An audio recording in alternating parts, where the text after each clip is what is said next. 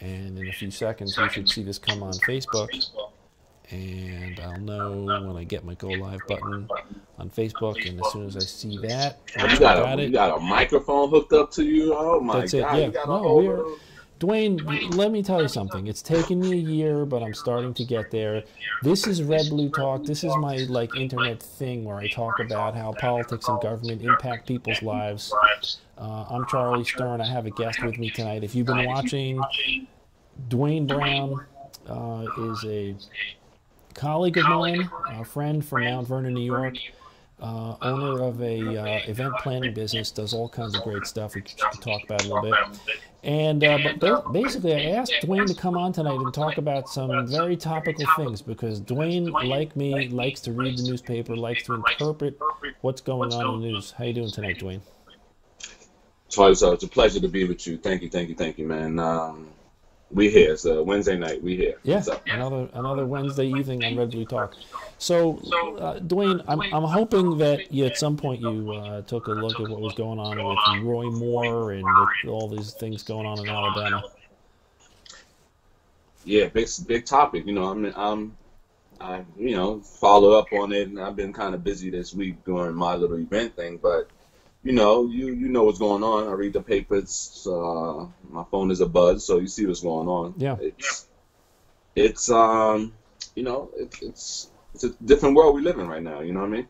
Well, so let's try to make some sense out of it because I've been looking at some of the same things that you're looking at. This morning I was watching Fox and Friends, and on Fox and Friends they were saying, I mean, it's just like it's like two alternative universes. You turn on CNN and you turn on Fox and Friends. On Fox and Friends, well, I think President Trump pretty much got it right, and then you turn on CNN and it's the greatest victory in the history of all politics.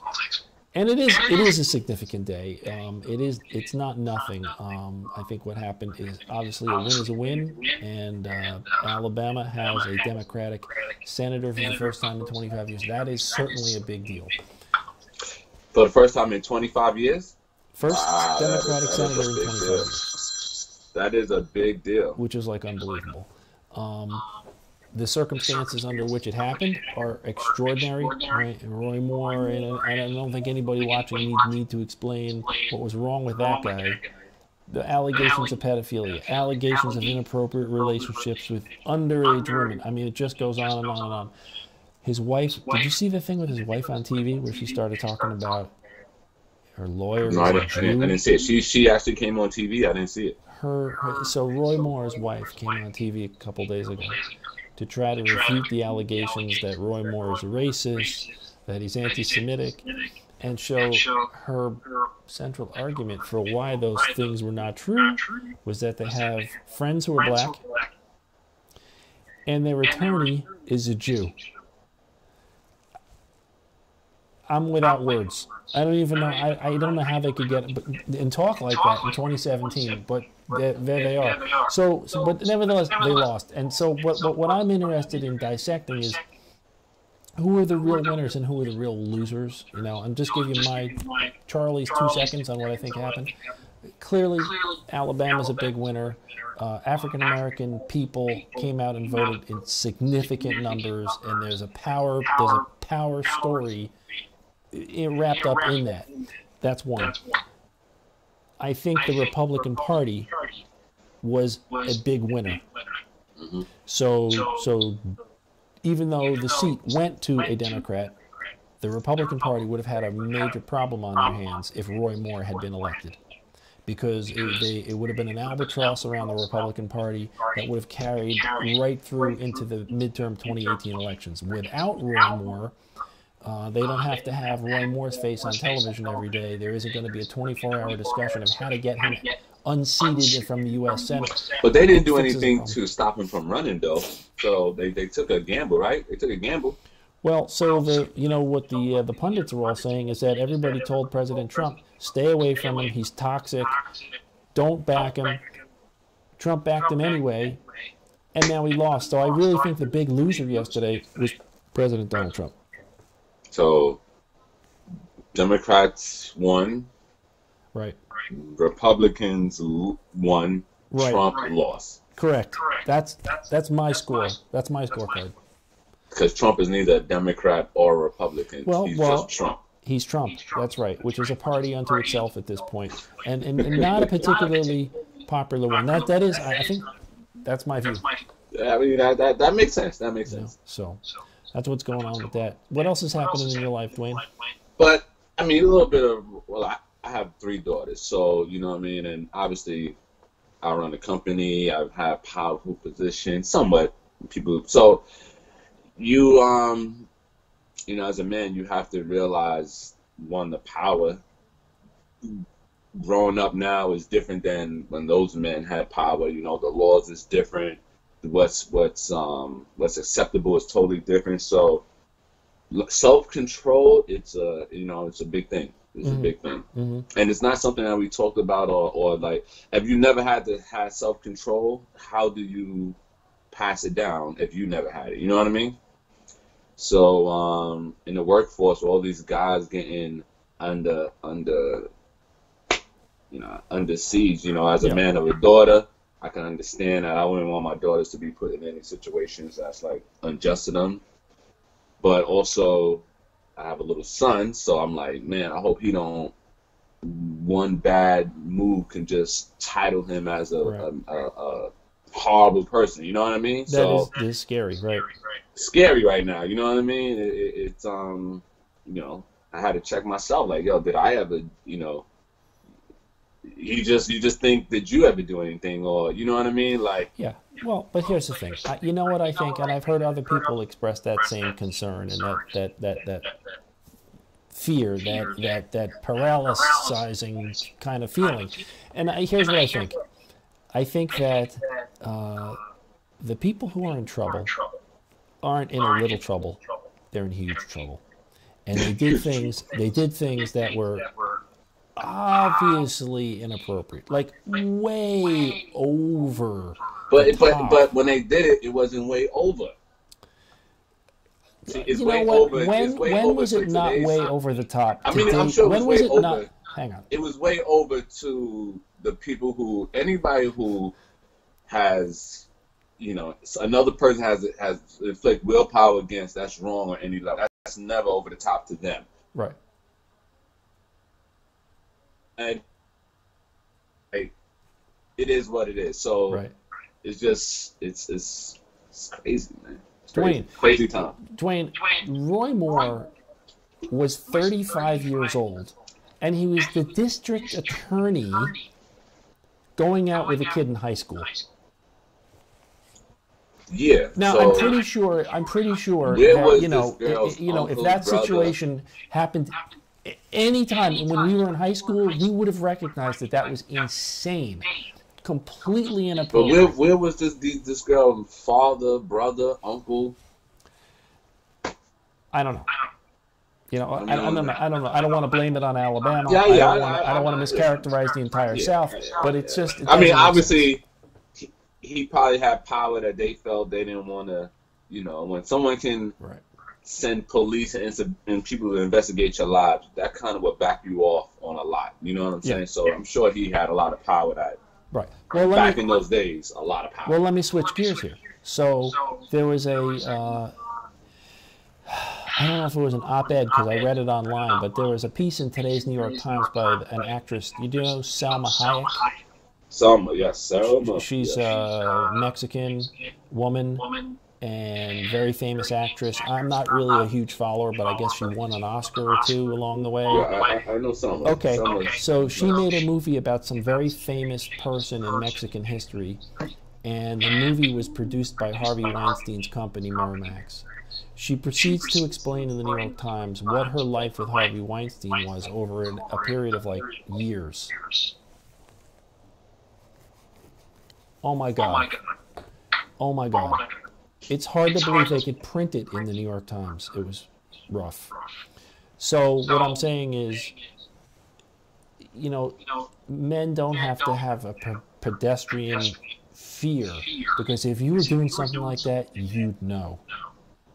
And then here's the other thing, you know, it's not just famous actresses, it's normal wage earning women who Yeah, are yeah. exposed to, sexual harassment and inappropriate stuff in the workplace. And when that stuff is going on, it's not hard to figure out. It's like, you know what I said the other day to somebody at work? I said, look, if a man is putting his hand in a place it doesn't belong, and you're collecting a paycheck from the same place as that woman, you're in trouble. You're in trouble.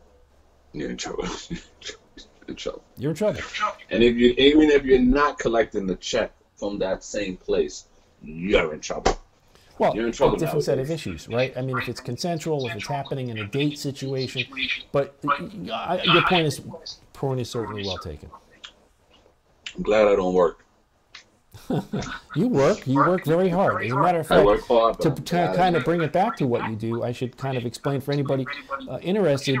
Dwayne runs a event management company, and he really provides kind of a soup to nuts service. Every aspect of event management, photography, event coordination, getting the hall. The thing that I know you from, Dwayne, and this I think it's fair to say is a specialty, is have you ever seen those balloon sculptures? Like it could go across a room or a table or even from one side of a street to another side of a street. That's what Dwayne does, and they're amazing. I mean, you're an artist. You're a balloon artist on top of all those other things.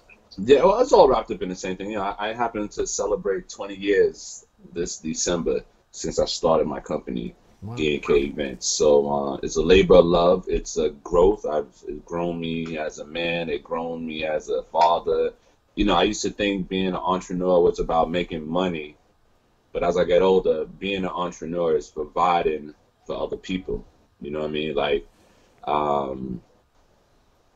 when I think, people make money. People have opportunities. When I wake up, I provide an opportunity for people, whether that's someone to take pictures, someone to do balloons, two companies merging to make money together. If I'm hiring a chef, if I'm hiring whoever I hire, when I think, people make money. So I realized that being an entrepreneur is really not about making money. It's about making a difference in other people's lives. You know what I mean?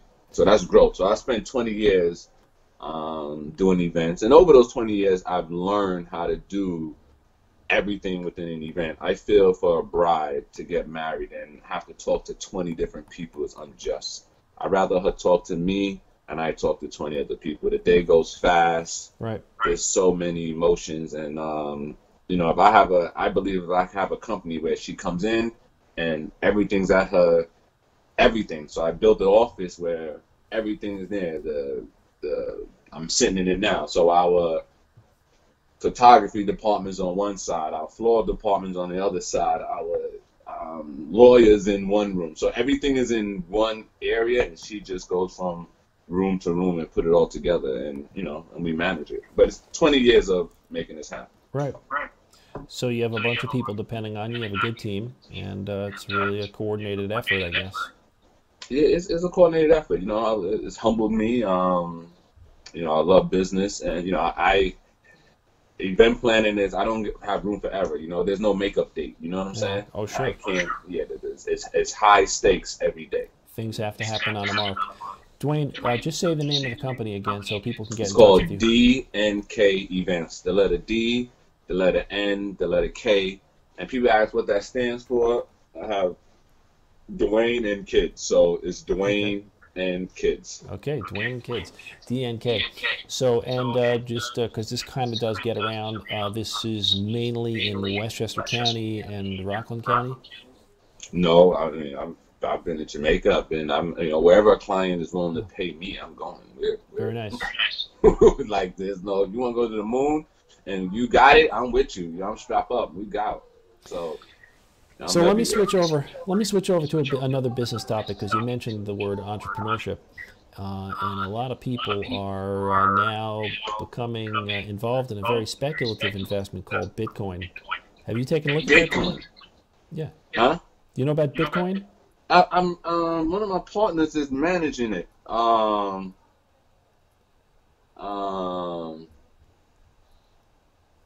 So he's filling me in on it.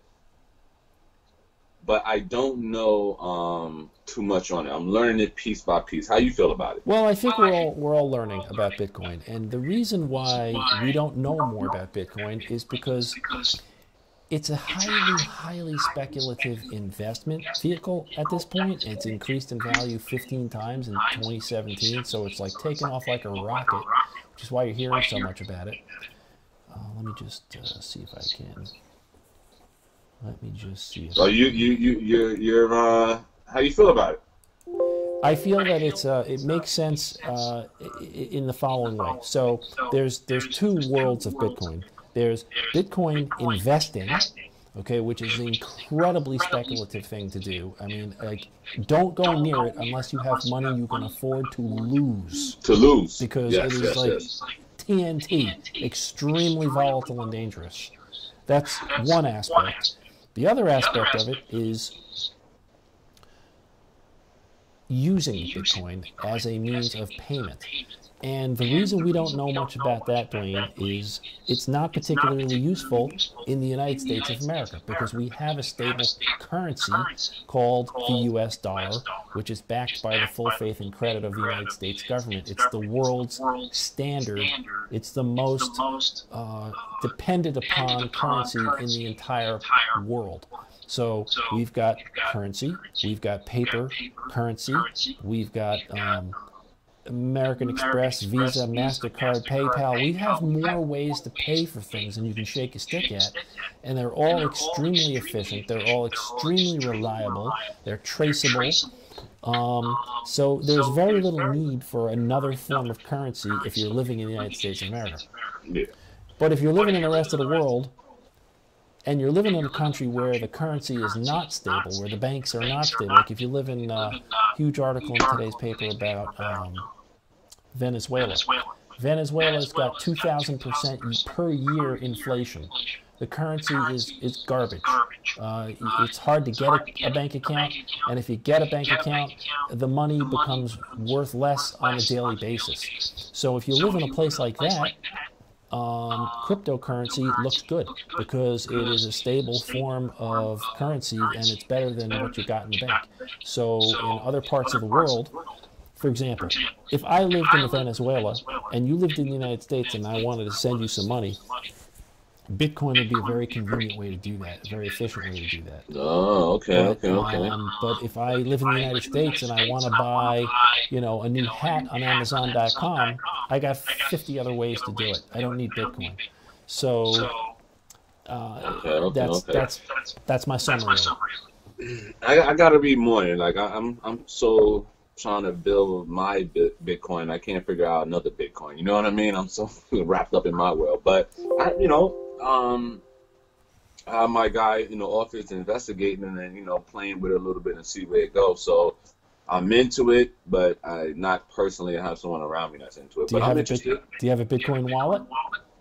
I have a Bitcoin. No, I have my guy has one. Okay, so that's the first step: is get yourself a Bitcoin wallet and play around with it, learn the lingo. But at some point, you'll have to convert some U.S. dollars into Bitcoins or partial Bitcoins, because a single Bitcoin is like $17,000. So you wouldn't buy a whole Bitcoin just to get started, but you could buy, you could buy a 1,000th of a Bitcoin for $17 just to test it out and see how it works and kind of get the hang of it. But the basic idea is, you get this. You can think of a Bitcoin wallet as like an app on your phone, and that app is used to contain the Bitcoin value that you have converted from dollars into Bitcoin. And then if you want to trade your Bitcoin